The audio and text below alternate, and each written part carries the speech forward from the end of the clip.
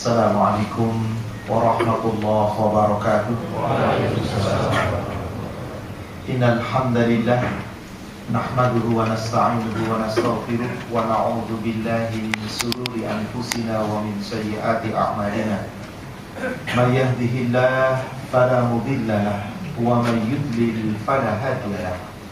Asyhadu an la ilaha illallah wahdahu la syarika lahu wa asyhadu anna Muhammadan abduhu wa rasuluhu la nabiyya ba'da.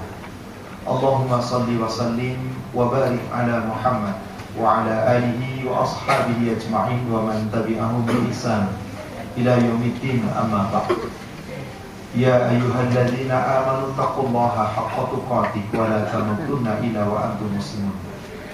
Ma'asyiral muslimin wal muslimat rahimani wa rahimakumullah. Alhamdulillah, pada siang hari ini kita masih diperjumpakan oleh Allah di tempat ini, di tempat ibadah ini. Semoga kehadiran kita di majelis ini akan tercatat di sisi Allah sebagai amal ibadah kita, sebagai bekal kita yang insya Allah akan kita bawa sampai nanti di yaumul qiyamah. Salawat serta salam semoga terlimpahkan, tercurahkan kepada Rasulullah SAW. Semoga tercurah kepada seluruh keluarga, sahabat dan seluruh pengikutnya hingga yaumil akhir. Allah Subhanahu wa ta'ala berfirman di dalam surat Az-Zumar, surat 39 ayat 22. A'udzu billahi minasyaitonir rajim. Afaman syaraha Allahu sadrahu lil Islam wa huwa 'ala min nurihi fawailul lil qasiyati qulubuhum min dzikrillah ulaika fi dhalalin mubin.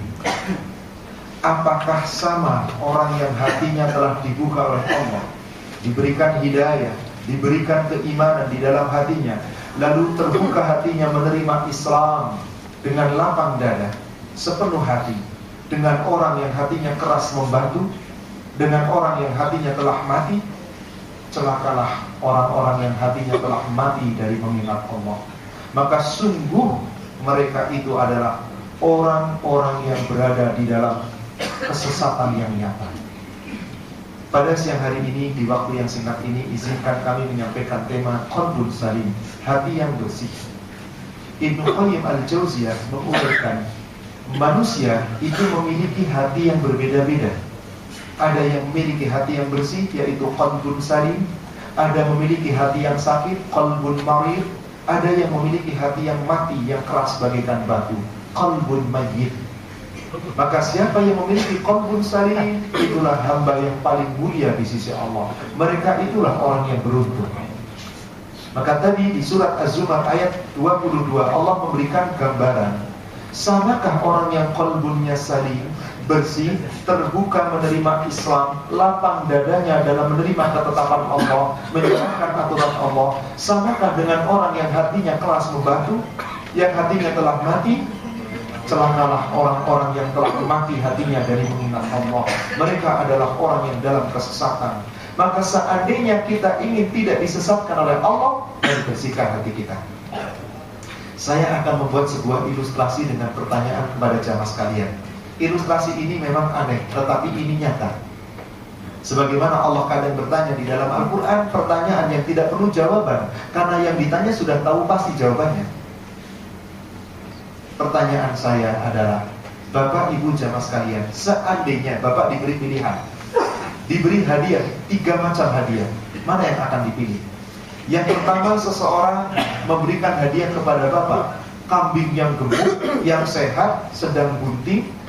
Atau yang kedua, kambing yang kurus, yang sedang sakit, sakit-sakitan. Atau yang ketiga, kambing yang telah mati jadi bangkai. Saya yakin semua pilihannya satu, kambing yang hidup, yang sehat.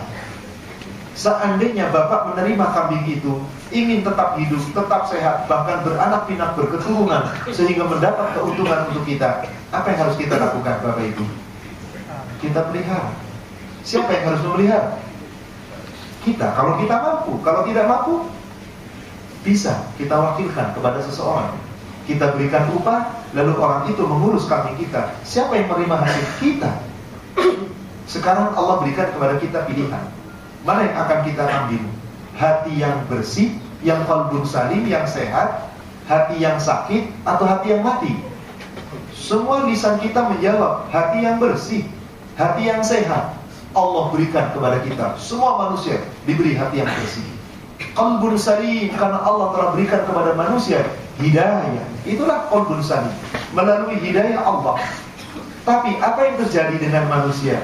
Seharusnya kalau kita menerima hati dari Allah bersih, supaya tetap bersih, tetap sehat, tidak kotor, tidak sampai mati keras membatu, harus apakan hati kita, Bapak Ibu? Kita pelihara. Siapa yang memelihara? Kita. Bisakah kita mengongkosin orang? Memberi upah kepada orang? Tidak, karena hati itu sudah ada di dalam diri kita.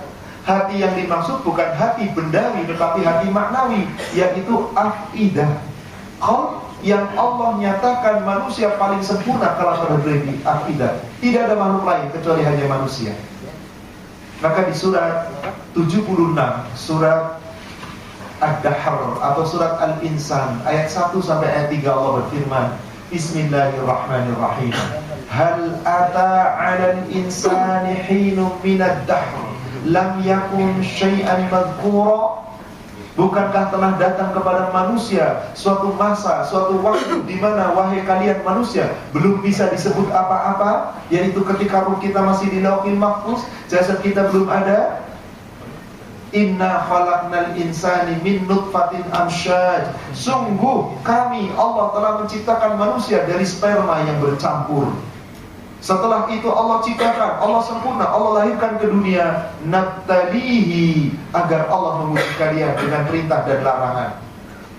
Maka supaya kita mengetahui mana itu perintah, mana itu larangan, faja'alnakum, maka kami jadikan dia sami'an basira, bisa mendengar dan melihat.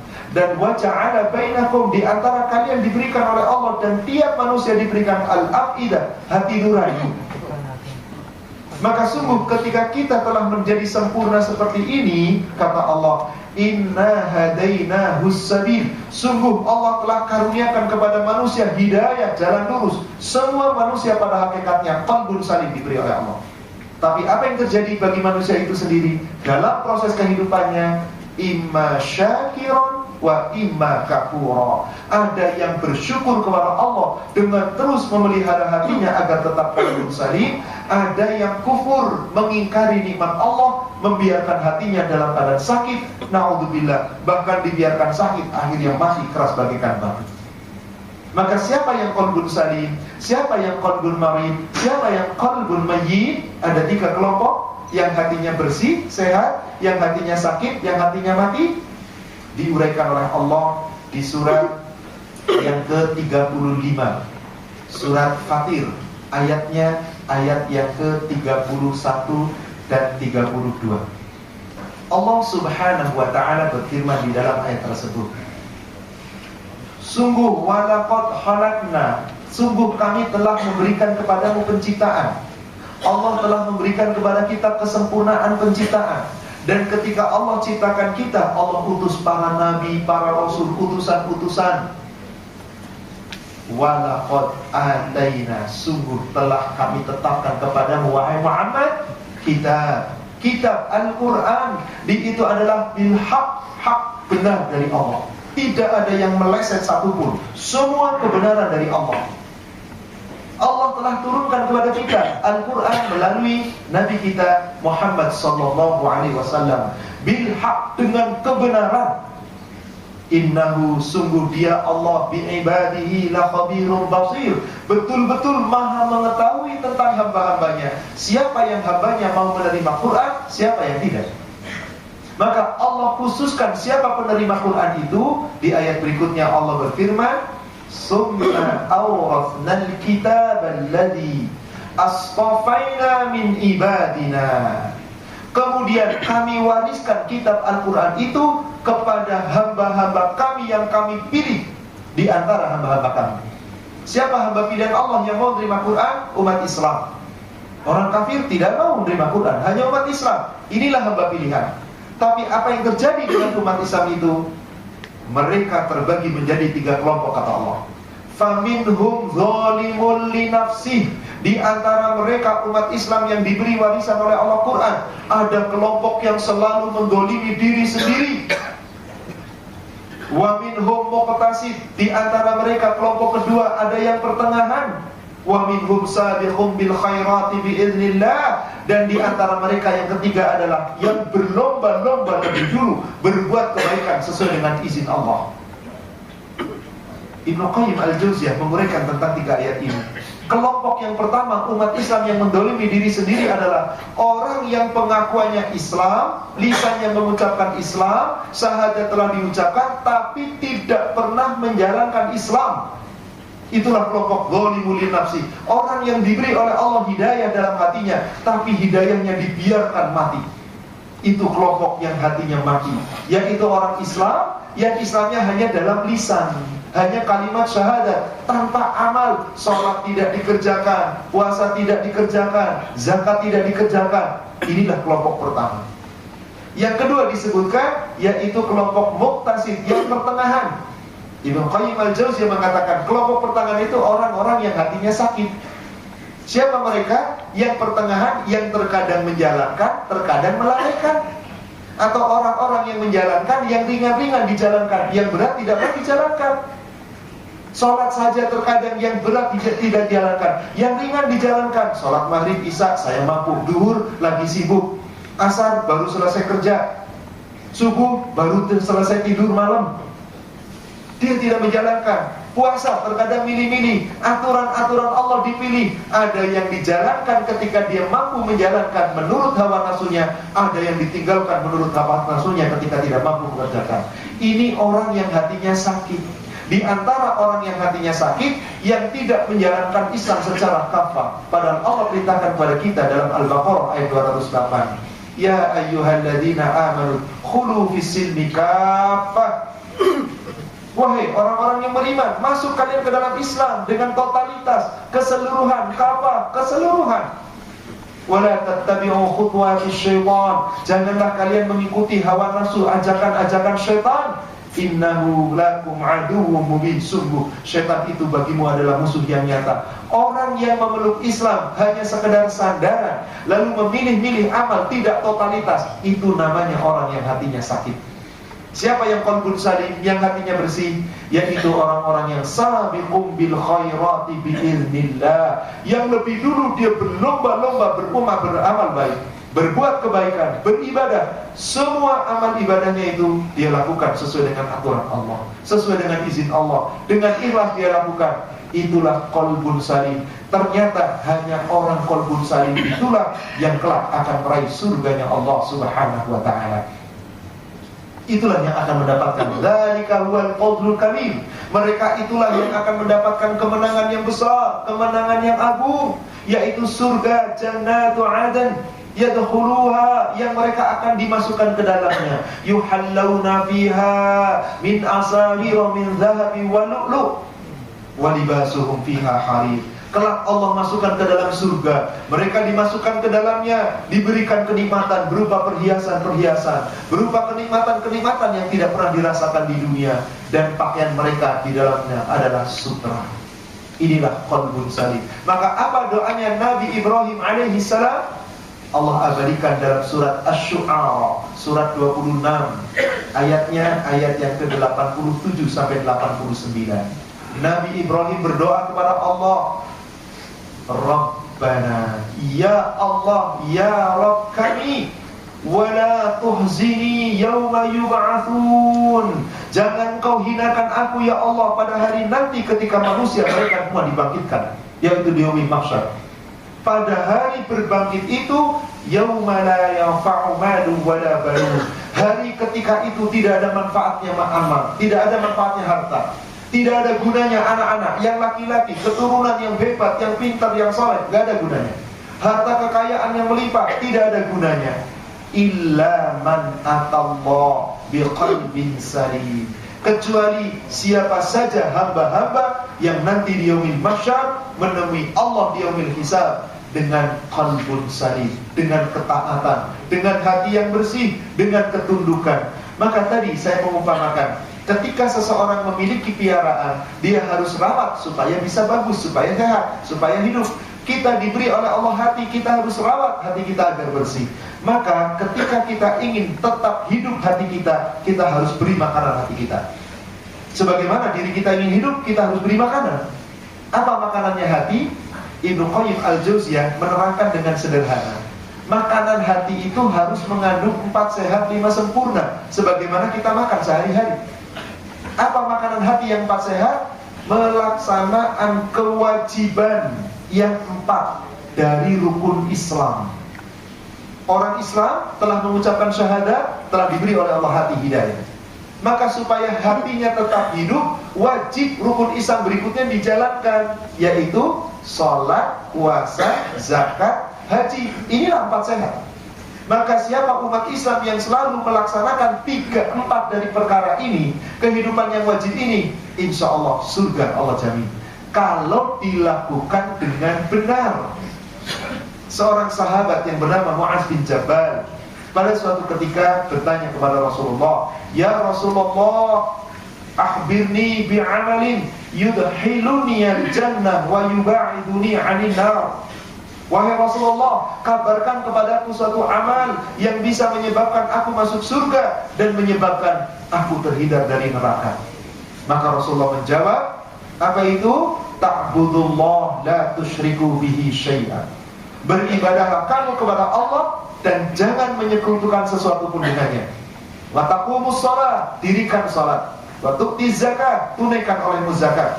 Wa tasumu Ramadan, tunaikan puasa Ramadan. Wa tahujjul bait man istata'a ilaihi sabil, dan tunaikan ibadah haji bagi siapa yang telah mampu menjalankan 4 rukun Islam dari 5 yang telah kita ucapkan dalam syahadat. Artinya kalau seorang Islam menjalankan Islam yang 4 betul-betul dilaksanakan dengan sempurna, surga jaminannya. Tapi adakah di antara kita menjamin ibadah kita yang fardu tepat, benar, nilainya, aturannya? Maka untuk menutupi kekurangan-kekurangan itu, Rasulullah mengajarkan, menambahkan, berikan kepada hatimu makanan penyempurna, yaitu 5 sempurna. Apa itu 5 sempurna? Seperti kita makan sesuatu yang tidak wajib, yang sunnah-sunnah. Lakukan sholat sunnah, lakukan puasa sunnah, lakukan haji yang sunnah, yaitu umrah, lakukan zakat yang sunnah, yaitu sedekah. Lakukan semuanya itu sebagai pelengkap untuk menutupi yang sunnah-sunnah. Apa yang terjadi dengan kebanyakan umat Islam? Ketika sunnah ditinggalkan dengan enteng, dia mengatakan sunnah ini gak dikerjakan gak apa-apa, dikerjakan dapat pahala. Saya tanya Bapak Ibu, tolong dijawab. Rasulullah sudah tahu kalau beliau masuk surga kelak? Sudah. Sudah tahu beliau dapat ampunan? Sudah tahu beliau maksum, telah diampuni dosanya dan kelak dijamin dengan kebaikan rahmat sisi Allah? Sudah. Saya tanya Pak, Rasulullah SAW antara ibadah fardunya dengan sunnahnya banyakkan mana? Salat wajib Rasul 17 rakaat, tidak ditambah, tidak dikurang, kecuali dalam perjalanan. Beliau qashar yang 4. Coba bayangkan, sunnah beliau, rawatib beliau 10 tidak pernah ketinggalan yang mengiringi sholat fardu. Sholat malam beliau tiap malam 11 rakaat gak pernah ketinggalan, sudah 21. Duha beliau minimal 4 rakaat beliau lakukan, sudah 25. Belum tahiyatul masjid, belum sholat sunnah mutlak. Subhanallah. Bayangkan, puasa sunnah beliau dengan puasa wajib banyakkan mana Bapak Ibu? Yang wajib itu 1 bulan, tidak bisa ditambah dan dikurang. Yang sunnah beliau Senin Kemis tiap hari tiap minggu, kali 1 bulan 4 minggu 8 hari. Tambahkan tengah bulan Ayyamul Bid 11 hari. Kalikan 11 bulan. Banyakkan mana Pak? Coba bayangkan dengan kita makhluk biasa ini yang hatinya senantiasa sakit. Adakah di antara kita yang telah mendapat jaminan dari Allah pasti masuk surga? Kalau janji dari Allah yang taat, yang takwa masuk surga, ya. Tapi adakah yang menjamin kita pasti masuk surga? Tidak ada. Apakah kita telah mendapatkan jaminan terampuni dosa? Tidak. Banyakkan mana Bapak Ibu kita? Salat sunnah kita dengan wajib kita, puasa sunnah kita dengan wajib kita, ibadah wajib kita dengan ibadah sunnah kita. Banyakkan mana coba? Yang wajib saja kadang ditinggalkan. Inilah ciri orang yang hatinya telah sakit parah. Kenapa? Dia tidak memberikan makanan kepada hati, sehingga tidak terpenuhi kandungan di dalam hatinya makanan-makanan. Oleh karena itu, agar hati kita tetap hidup, berikan makanan-makanan Pak Sehat 5 sempurna. Yang wajib, yang sunnah, mari kita lakukan. Tapi ingat, yang wajib, yang sunnah pun belum tentu baik kalau tidak sesuai aturan. Diibaratkan Bapak Ibu makan 4 sehat 5 sempurna, belum tentu menyehatkan badan kalau kualitas yang kita makan tidak baik, tidak mengandung gizi, tidak mengandung protein, tidak mengandung lemak yang seimbang.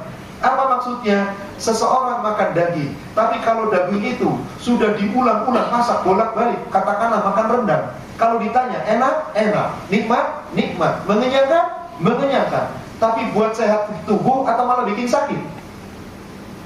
Jawab sendiri. Justru akan mencelakakan. Karena apa? Kandungan di dalam dagingnya sudah tidak ada mengandung protein yang baik. Ada orang sholat, belum tentu sholatnya dapat nilai. Ada orang puasa, belum tentu puasanya dapat nilai. Ada orang zakat, orang haji, orang ibadah, wajib atau sunnah, belum tentu dapat nilai kalau tidak dibarengi dengan ilmu.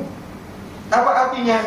Makanan untuk hati harus ada kualitasnya, proteinnya, lemaknya, vitaminnya. Apa itu? Ilmu agar menyehatkan hati kita. Coba bayangkan, ada orang beramal tanpa ilmu. Menurut Bapak jamaah sekalian, sholat itu ibadah bukan?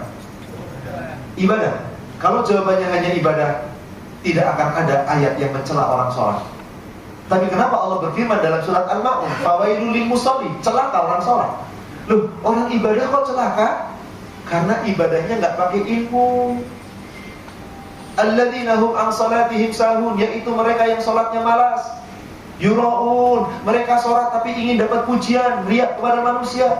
Berarti orang sholat tapi dicela. Tidak ada nilainya.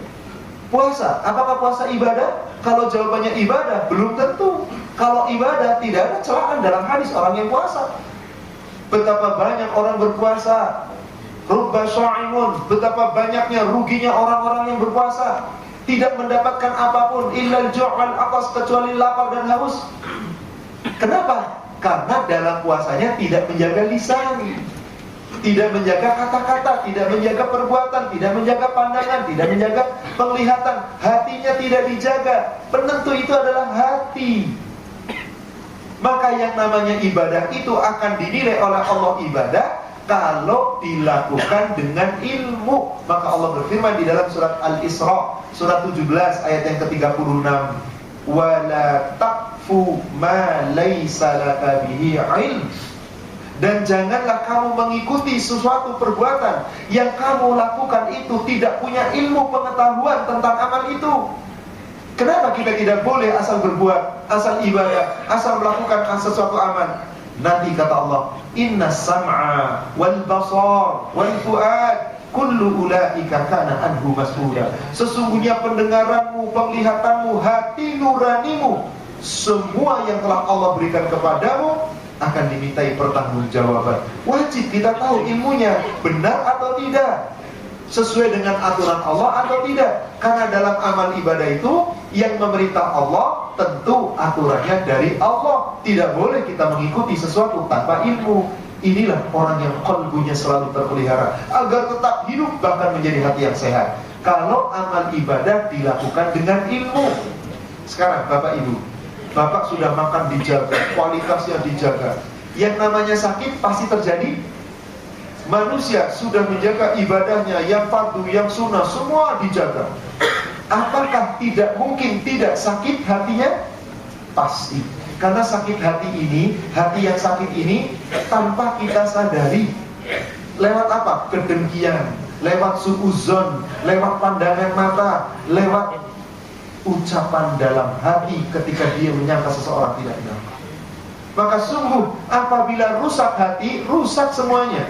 Rasulullah bersabda dalam hadis yang diriwayatkan oleh Imam Bukhari dan Muslim dari sahabat yang bernama An-Nu'man bin Bashir, dan hadis ini cukup panjang. Di ujung hadis Rasulullah bersabda, ala inna fil jasadi mudghah, ketahuilah di setiap tubuh setiap manusia ada sekepal daging. Idza salahat salahal jasadu kullu, apabila baik sekepal daging itu baik seluruh tubuhnya. Wa idza fasadat fasadal jasadu kullu, dan apabila buruk seluruh tubuhnya itu akan buruk semuanya. ala wahyal qalb, ketahuilah sekepal daging dalam tubuhmu itu adalah hati. Hatilah penyebabnya. Seseorang baik atau buruk, hati penyebabnya. Maka apa yang akan dilihat oleh Allah terhadap diri kita? Hadis yang diriwayatkan oleh Imam Muslim dari sahabat yang bernama Abu Hurairah. Qala Rasulullah sallallahu alaihi wasallam, "Innallaha la yanzuru ila suwarikum." Dalam hadis lain disebutkan ila ajsamakum wa amwalikum, walakin yanzuru ila qulubikum wa a'malikum. Sungguh Allah tidak melihat rupamu, Allah tidak melihat tubuhmu, Allah tidak melihat keindahan di dalam dirimu, dan juga Allah tidak melihat harta kekayaanmu, kedudukanmu, pangkatmu, jabatanmu. Yang dilihat oleh Allah, walakin yanzuru ila qulubikum wa a'malikum. Yang Allah akan lihat kamu nanti di yaumil qiyamah adalah bagaimana keikhlasan hatimu, kebersihan hatimu, dan amal-amalmu. Orang yang amalnya tidak ikhlas berarti hatinya sakit. Orang yang ketika beramal ingin dapat pujian manusia, hatinya sakit. Orang yang malas dalam beramal karena terpaksa, hatinya sakit. Maka tidak ada orang pernah sembuh dari penyakit di dalam hatinya. Maka supaya hati ini kembali sehat, ketika sakit terus kita obati dan terus menerus, kita wajib memberikan obat kepada hati kita. Ketahuilah Bapak Ibu jamaah sekalian, tahukah Bapak Ibu apa itu obat dari penyakit hati? Al-Quran. Allah berfirman di dalam surat 10 surat Yunus ayat yang ke-57. Ya ayyuhan nas qad ja'akum mau'izatum mir rabbikum wa shifaa'un lima fis sudur wa hudaw wa rahmatul lil mu'minin. Wahai sekalian manusia, sungguh telah datang kepadamu pelajaran, yaitu Al-Quran dari Allah Rabbmu. Pelajaran yang harus kita pelajari. Kalau kita mampu mempelajari Quran, kita memahami Quran, kita meyakini Quran, dan kita mau mengamalkannya, wa shifaa'ul lima fis sudur. Quran itu akan menjadi obat penawar bagi penyakit yang ada di dalam dada, yaitu penyakit hati. Dan Al-Quran akan menjadi hudan wa rahmat, petunjuk serta rahmat bagi orang-orang yang beriman. Ilustrasinya begini Bapak Ibu. Kalau Bapak sakit kepala, pilek, flu dan yang lain, minum obat untuk sembuh. Kalau sudah sembuh, obat itu tetap diminum atau tidak? Kalau Bapak terus-terusan minum, menjadi menyehatkan atau malah bikin parah, sakit? Atau bahaya? Racun. Ada seseorang, hatinya itu gak pernah akan sehat selama-lamanya. Maka kalau seseorang sakit penyakit hati, terkena penyakit hatinya, itu wajib dikonsumsi setiap saat. Tidak bisa, saya sudah sembuh nih penyakit hati saya, lalu berhenti mengamalkan Quran. Tidak. Karena Al-Quran itu wajib kita amalkan setiap saat. Berpakaian harus sesuai aturan Islam, bicara sesuai aturan Quran, ibadah sesuai aturan Quran, muamalah sesuai aturan Quran, pinjam meminjam aturan Quran, berhubungan dalam rumah tangga, mendidik anak, bermuamalah, kita bersosialisasi, semua aturannya ada di dalam Al-Quran. Maka orang yang senantiasa berpedoman kepada Al-Quran, insya Allah hatinya qalbun salim. Tapi siapa yang berpaling dari Al-Quran, boleh jadi hatinya akan keras membatu. Maka siapa yang ingin tenang, tentram, hatinya selalu tenang, dilindungi Allah, tentram dalam kehidupannya, satu-satunya pedoman yang telah Allah jadikan sebagai mutlak, satu-satunya pedoman, Al-Quran. Di dalam surat Az-Zumar, surat 39 ayat ke-23, Allah berfirman, Allahu nazzala ahsanal hadis kitaban mutasyabihan mathaniyan. Allah lah yang telah menurunkan firman, yaitu perkataan yang terbaik, yaitu kitab Al-Quran, yang mutunya kualitasnya serupa, sama lagi diulang-ulang. Taqsha'iru minhu juludul ladzina yakhshawna rabbahum. Dengan Al-Quran itu bergetarlah kulit orang-orang yang takut kepada Rabbnya. Dengan Al-Quran bergetar tubuh kulit orang-orang yang takut kepada Rabbnya. Summa talinu juluduhum wa qulubuhum ila dzikrillah. kemudian dengan mengingat Allah, dengan mempelajari Quran, mengamalkan Quran, hatimu tenang, tentram. Hatimu, kulitmu, tubuhmu akan menjadi tenang dan tentram dengan selalu mengingat Allah, yaitu mengamalkan Al-Quran. Inilah satu-satunya obat bagi penyakit hati kita. Maka siapa yang ingin selalu memiliki qalbun salim, jadikan Quran sebagai pedoman hidup, sebagaimana Allah perintahkan kepada kita di dalam surat 45, surat Al-Jasiyah ayat yang ke-20. Allah berfirman, hadza basairul linnas wa hudaw wa rahmah liqaumin yuqinun. Al-Quran ini adalah basairul linnas, pedoman hidup untuk suksesnya manusia dunia dan akhirat. Dan kalau kita jadikan Quran sebagai pedoman hidup kita, maka Quran akan menjadi hudan wa rahmah, hidayah serta rahmat, kasih sayang Allah bagi orang-orang yang betul-betul meyakini. Pertanyaannya, sudahkah kita meyakini Quran? Apakah yakin kita hanya di lisan? Apakah yakin kita dengan pemahaman, dengan sepenuh hati, lalu dengan amal? Siapa yang memahami dengan baik, meyakini dengan sepenuh hati, mengamalkan dengan sungguh-sungguh, insya Allah hatinya akan menjadi qalbun salim. Dan inilah idaman setiap hamba yang ingin berjumpa dengan Rabbnya dalam keadaan diterima amal ibadahnya. Maka ada beberapa doa yang Rasulullah mohonkan kepada Allah berkaitan dengan qalbun salim, berkaitan dengan amal ibadah yang baik. Dan ketahuilah, tidak ada yang mampu membolak-balikan hati ini kecuali Allah. Salah satu doanya Rasulullah berdoa, ya muqallibal qulub, tsabbit qalbi ala dinika, wa ya musarrifal qulub, tsabbit qalbi ala ta'atik. Ya Allah, ya Rabb, Engkau yang membolak-balikan hatiku, teguhkan hatiku dalam agama. Wahai Allah, Engkau yang senantiasa memalingkan hatiku, teguhkanlah hatiku dalam taat menjalankan agama. Ini doanya Rasulullah. Kemudian ada lagi doa yang lain Rasulullah mohon kepada Allah dalam hadis yang diriwayatkan oleh Imam At-Tirmizi dan Imam Hakim dari sahabat Qutbah bin Malik. Rasulullah berdoa, Allahumma jannibni munkaratil akhlaq wal a'mal wal ahwa wal adwa. Ya Allah, jauhkanlah aku dari keburukan akhlak, jauhkanlah aku dari keburukan amal, jauhkanlah aku dari keburukan hawa nafsu, dan jauhkanlah aku dari keburukan-keburukan penyakit. Penyakit apa yang paling buruk Bapak Ibu jamaah sekalian? Penyakit hati. Maka siapa yang ingin menyembuhkan? Kembali Al-Quran. Lalu Rasulullah pun berdoa dalam hadis yang diriwayatkan oleh Imam At-Tirmizi dan Ibnu Majah, permohonan Rasulullah yang beliau senantiasa baca di waktu pagi hari sebelum beliau bermuamalah. Allahumma inni as'aluka ilman nafi'an wa rizqan thayyiban wa amalan mutaqabbalan. Ya Allah, kami memohon kepadamu ya Allah agar aku dikaruniai ilmu yang bermanfaat, rizki yang thayyib, yang baik, yang bisa memberikan barakah, dan amal yang dikabulkan. Artinya amal yang dikabulkan adalah amal yang dilakukan sepenuh hati, dengan ikhlas, sesuai dengan aturan Allah. Dan ketahuilah, yang membolak-balikan hati kita adalah Allah. Maka mari mohon kepada Allah agar kita senantiasa ditunjuki oleh Allah hati kita jalan yang lurus, hidayah yang hak. Rasulullah pun berdoa dengan kalimat, Allahumma arinal haqqa haqqa warzuqna ittiba'ah wa arinal batila batila warzuqna ijtinabah.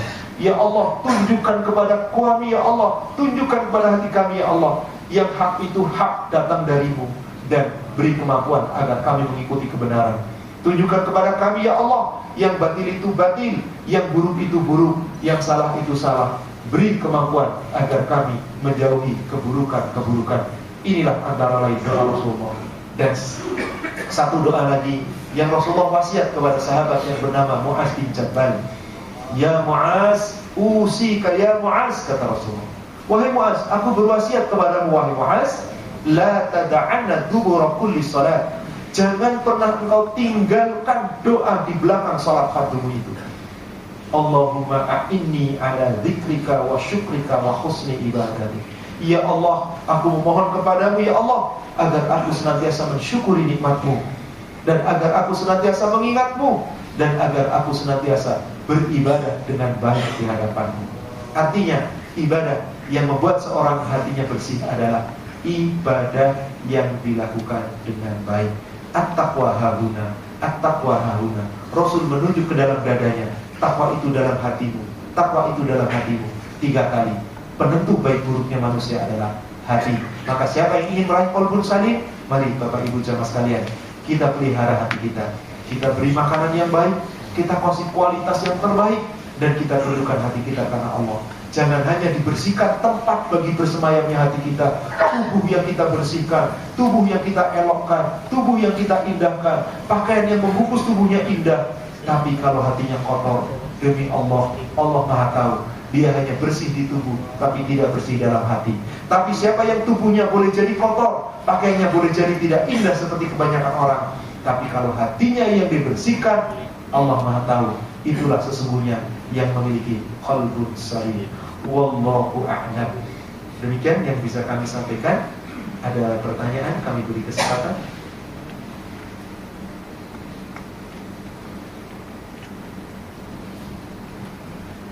Ada yang bertanya? Atau saya diberi waktu sampai kurang 1/4 ya Pak ya? Masih ada 10 menit lagi. Disudahi atau mau kami tambahkan? Boleh? Baik. Saya buatkan sebuah ilustrasi Bapak Ibu. Manusia itu biasanya kalau untuk urusan dunia tidak pernah mau mengalah. Kalah apalagi mengalah, nggak mau. Tapi kalau untuk urusan akhirat, padahal manusia telah diberi potensi oleh Allah, diberi hidayah di dalam hatinya oleh Allah. Contoh sederhana, Bapak perhatikan, ada seseorang mengendarai motor terbaru, cc-nya besar, bagus, bodinya masih mulus, dan tahun terbaru dia miliki. Speedometer kecepatannya tertulis di situ, maksimal 220 km. Dia mengendarai dengan kecepatan tidak terlalu tinggi, tidak pula terlalu rendah, sedang katakanlah 80 km. Padahal mampu di atas 100. Tiba-tiba dari sebelah kanan disalib Honda tahun-tahun 90-an. Panas enggak kira-kira Pak? Ya. Ada yang jawab benar. Insya Allah yang hatinya telah bersih. Rata-rata orang Pak, nggak terima Pak. Padahal apa hubungannya dia disalib dengan orang lain? Biarkan saja. Tapi dia ingin menunjukkan motorku lebih bagus dari motorku. Disalib dari sebelah kiri Yamaha tahun-tahun yang lebih rendah lagi. Padahal mungkin speedometer mereka 130 km per jam. Itu pun sudah sangat tua. Nggak terima Pak kalau disalib dalam urusan di dunia ini. Inginnya menang. Tapi coba urusan ibadah. Betapa banyak anak muda disalib oleh kakek-kakek berhaji. Loh, yang haji itu yang berangkat itu kebanyakan yang usianya di atas 50 atau di bawah 30? Yang di bawah 40, 30, kakek duluan deh kek. Rela banget disalib haji. Padahal mungkin dia telah mampu, kaya, hartanya ada. Ciri orang yang hartanya sakit. Dengan ikhlas, itu yang haji, yang seumur hidup sekali. Bagaimana yang setiap hari? Seorang tua mengajak, nah kita ke masjid yuk. Duluan deh kek, salam aja. Ya Allah. Dengan enak disalib. Padahal urusan dunia nggak ada yang mau disalib, inginnya menang. Tapi untuk akhirat, coba masing-masing manusia itu ketika kita membaca Quran ingin lebih banyak hafal Quran atau itu saja. Padahal Allah telah kasih kemampuan dalam diri kita. Tidak ada manusia yang tidak mampu menghafal. Kalau ada yang mengatakan nggak mampu, saya yakin bapak-bapak nggak mungkin jadi sarjana kerja di sini. Gak bakal diterima di sini. Kenapa mampu menghafal pelajaran-pelajaran urusan dunia? Tapi entah kenapa urusan akhirat yang penting kul a'udzu birabbil falaq, kul a'udzu birabbin nas. Gak bosan sehari-hari seumur hidup itu lagi yang dibaca. Afwan, saya tidak menyindir siapapun demi Allah, tapi ini kenyataan. Kenapa? Orang yang hatinya sakit itu tidak ingin meraih akhirat sebaik-baiknya. Udahlah, yang penting itu kalimat yang menjebak. Yang penting akhirnya selalu kalah. Maka manusia biasanya kalau penyakit itu penyakit fisik ingin segera sembuh secepatnya. Tapi kalau penyakit hati tanpa sadar, boro-boro ingin berobat, diobati kadang menolak. Saya buatkan contoh Pak. Ada 3 buah penyakit fisik yang ringan. ada 3 penyakit hati yang sangat-sangat tidak ringan, parah, tapi tanpa sadar. Saya sebutkan 3 nama penyakit yang sering dikenal oleh kita. Ada penyakit kurap, ada penyakit kudis, ada penyakit kutu air. Ringan atau berat, Pak? Masih termasuk ringan, belum sampai ke tubuh, belum sampai ke dalam organ tubuh dalam, cuma di luar, kulit, panu. Tapi ketika Bapak telah kena penyakit kurap saja, Pak, kurap, Pak, kira-kira bagaimana? Penyakit kudis, kira-kira bagaimana? Kutu air gimana? Coba, kudisan sedikit aja, Pak, di sela-sela jari. Dibiarkan atau ingin segera sembuh, diobati? Saya yakin ingin segera diobati. Kemanapun dia segera diobati. Kenapa? Walaupun sedikit, nggak kelihatan orang, tapi nggak nyaman. Kalau sudah diobati kudisnya, sembuh, ternyata penyakit agak lebih berat sedikit, hingga kurap. Yang tadinya cuma di beberapa sela, kurap sudah agak menyeluruh. Wah, tambah panik kita. Saya yakin ingin segera sembuh. Apalagi kalau kurapnya sudah beralih kepada penyakit kutu air. Sudah di mana-mana, hampir di sekujur tubuh, di sela-sela lipatan, jamur di mana-mana. Saya yakin kita ingin lebih-lebih lagi. Mari, penyakit fisik ini saya rubah kepada penyakit hati, Pak. Ada orang terkena penyakit kudis, Pak. Tapi ini bukan penyakit fisik, penyakit hati. Bagi sebagian orang ringan, tapi demi Allah ini berat, bukan kepala. Ini sudah mati hatinya. Kurang disiplin dalam ibadah. Coba umat Islam, disiplin nggak dalam ibadahnya? Meninggalkan ibadah itu. Pernahkah Bapak lihat orang nggak sholat nangis?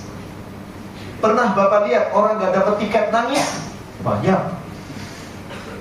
Pernahkah Bapak orang nyesel lihat nggak nonton suatu tontonan yang digemari, lalu nggak sempat nonton, dia kecewa? Nyesel saya nggak nonton. Pernahkah Bapak dengar nyesel saya nggak sholat? Tidak disiplin dalam ibadah. Dia tinggalkan ibadah. Itu ciri qalbun mayyit. Tapi tanpa sadar. Bahkan kalau diobati, kenapa Anda nggak sholat? Masih mending saya nggak sholat, yang penting hati saya baik. Jelas hatinya lagi busuk, tapi ngomong yang penting baik. Betul apa enggak? Banyak loh kejadian seperti ini.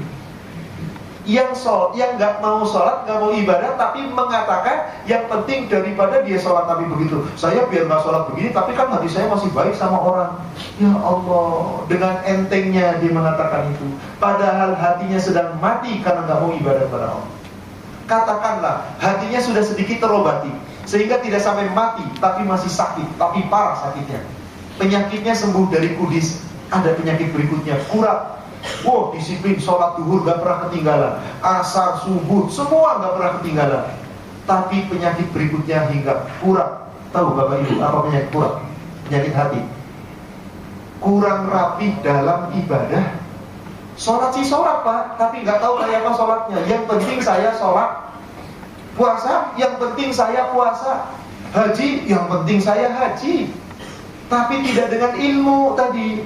Yang penting sholat, betapa banyak orang sholat yang penting sholat. Betapa banyak orang puasa yang penting puasa. Bahkan bangga, puasa pol. Alhamdulillah tahun ini saya pol puasanya. Puasa polnya hanya lapar dan haus. Lisannya kemana-mana, menggunjing, menghibah, memfitnah. Matanya tidak dipelihara. Ini orang gak rapi dalam ibadah. Apakah akan diterima Allah? Wallahu a'lam. Dia ibadah sekadar ibadah. Kalau kudisnya sudah sembuh, disiplin ibadah, gak pernah ketinggalan, rapi, bagus ibadahnya. Ada satu penyakit yang paling ditakuti Rasul. Ini penyakit paling kronis bagi ahli ibadah. Kutu air. Apa kira-kira kutu air? Kurang tulus dan ikhlas karena riya. Ini penyakit yang paling ditakuti. Dari Mahmud bin Labid, Rasulullah bersabda, Inni akhwafu ma akhwafa ilaikum asyirkul asghar. Sungguh yang paling aku takutkan terhadap kalian wahai umatku, syirik yang kecil. Ma huwa ya Rasulullah? Apa syirik yang kecil itu wahai Rasulullah?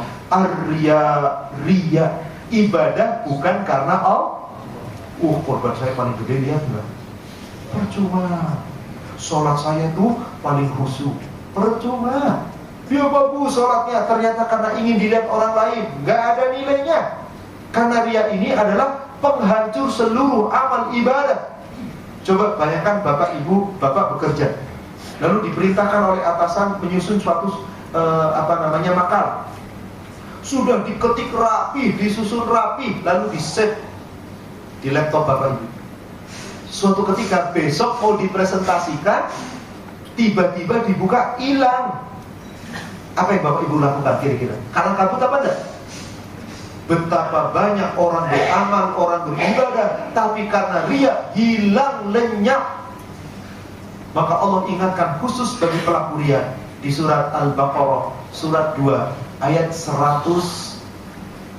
264. Allah berfirman, ya ayyuhalladzina amanu la tubtilu shadaqatikum bil manni wal adha.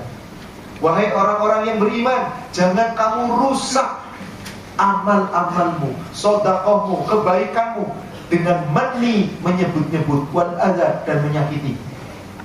Kadang-kadang kita suka menyakiti orang.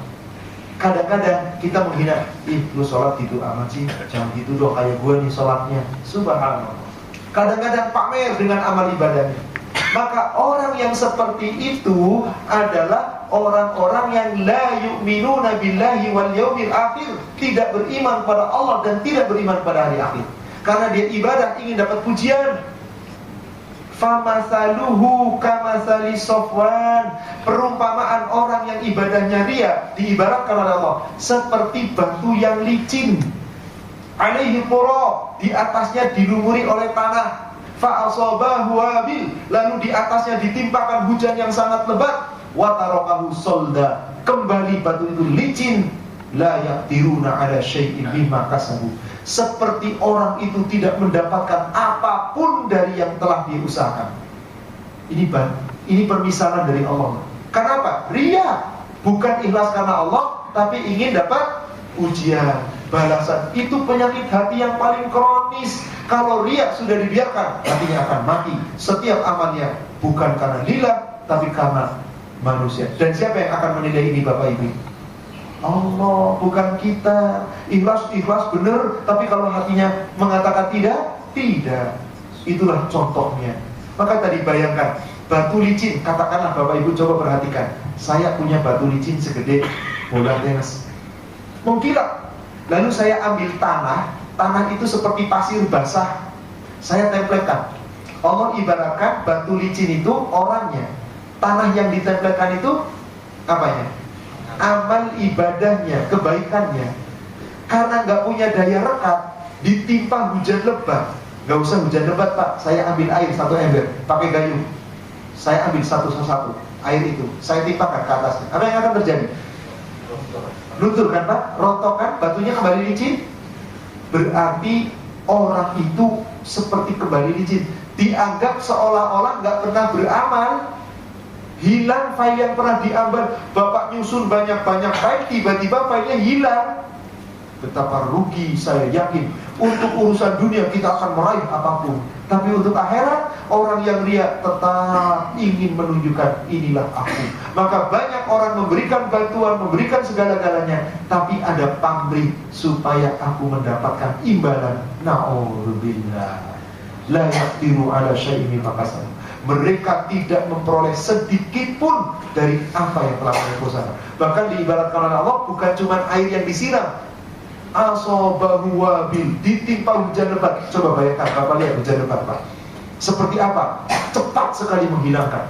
Kalau air yang disiram pelan-pelan hilang. Kalau hujan lebat, maka penyakit hati yang namanya riya, kata Ibnu Qayyim al-Jauziyah, bagaikan semut hitam sedang berjalan merayap di atas batu berwarna hitam di tengah kegelapan malam yang kelam.